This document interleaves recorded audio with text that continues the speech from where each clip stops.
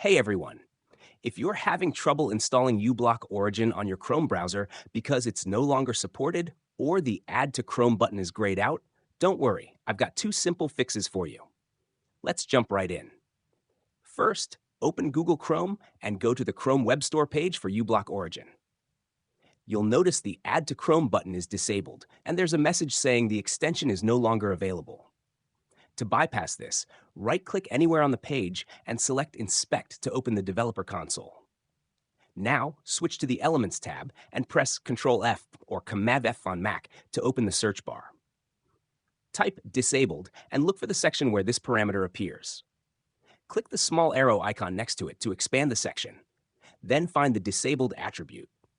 Double-click on Disabled, rename it to Enabled, and press Enter. Close the console, and now the Add to Chrome button should be active again. Click it to install uBlock Origin as usual.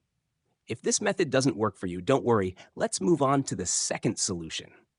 Open a new tab and search for uBlock Origin GitHub or visit the official uBlock Origin GitHub page.